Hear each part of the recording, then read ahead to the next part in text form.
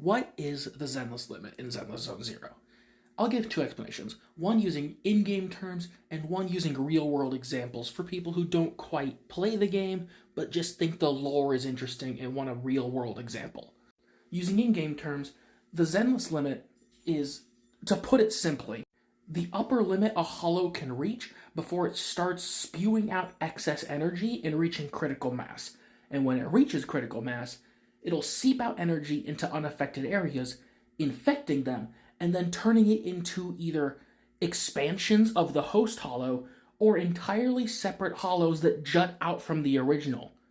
And unlike how normal giant hollows work where it'll be a subspace, the Zenless limit will result in whole new hollows that just are their own thing. Meaning, if they don't manage the Zenless limit, it'll take over uncontaminated land that humans are still residing in and making them uninhabitable. So, the way that it's managed is by either dealing with and taking out the population of ethereals, which are monsters in this universe, because each ethereal, when taken out, ever so slightly decreases the level of ether energy in the air. Obviously, the stronger the creature, the more energy that it has in its body, so taking it out has a larger effect the stronger the ethereal is.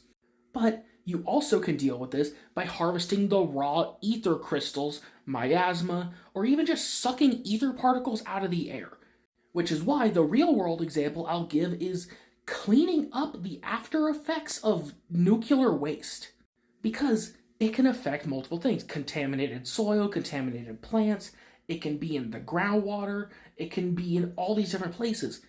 And when it's not taken care of, it can expand to more affected areas because it's going to seep into the ground and then spread.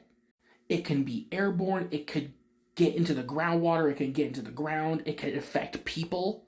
So the best way to describe ether, hollows, all these things is a radioactive affected area if we use real-world terms.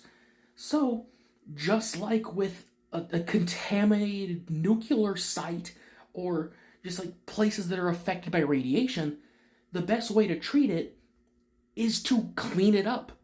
And I guess the equivalent of the Zenless limit would be like a reactor reaching critical mass and not being properly treated, therefore seeping out the excess energy and just contaminating everything, or expanding the contaminated area.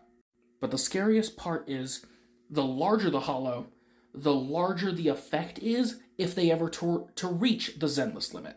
A smaller hollow reaching it, it could be tolerable. Like maybe you just need a bit above average squad to take it down.